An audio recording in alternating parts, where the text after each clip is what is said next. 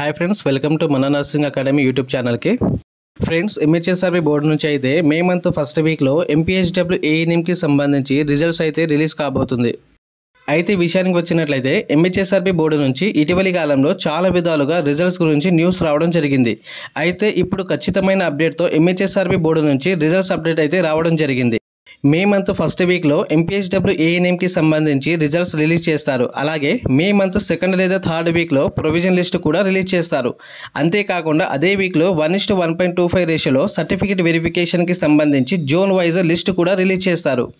Provision list release అయ్యాక ఒక 2 days సమయం ఇచ్చి సర్టిఫికేట్ వెరిఫికేషన్కి 1:1.25 రేషియోలో పిలుస్తారు.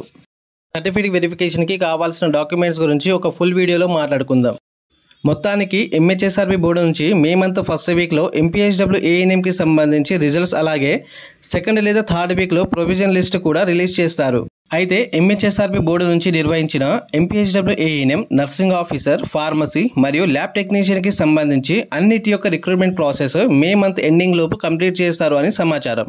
ఎంహెచ్ఎస్ఆర్బీ బోర్డు నుంచి నిర్వహించిన అన్నిటి యొక్క రిజల్ట్స్ మరియు recruitment process May month ending లోపు కంప్లీట్ చేయాలని గవర్నమెంట్ నుంచి అయితే గ్రీన్ సిగ్నల్ రావడం జరిగింది. ఇకపై results, provision list, final list ఇలా అన్నీ కూడా మే మంత్ ఎండింగ్ లోపు కంప్లీట్ చేస్తారు అని సమాచారం. మొత్తానికైతే ఎంహెచ్ఎస్ఆర్బీ బోర్డుకి సంబంధించిన recruitment process May month ending లోపు కంప్లీట్ అవుతుంది. ఈ వీడియో హెల్ప్ఫుల్గా అనిపించినట్లయితే లైక్ చేసి ఛానల్ని సబ్స్క్రైబ్ చేసుకోండి. అలాగే మీ ఫ్రెండ్స్కి కూడా షేర్ చేయండి. ఇలా షేర్ చేయడం వల్ల మన వీడియో వేరే వారికి కూడా చేరుతుంది. ఎంహెచ్ఎస్ఆర్బీ బోర్డు నుంచి ఇంకా ఇటువంటి అప్డేట్స్ వచ్చినా కూడా ముందుగా నేను మన నర్సింగ్ అకాడమీ యూట్యూబ్ ఛానల్లో అప్డేట్ ఇస్తాను.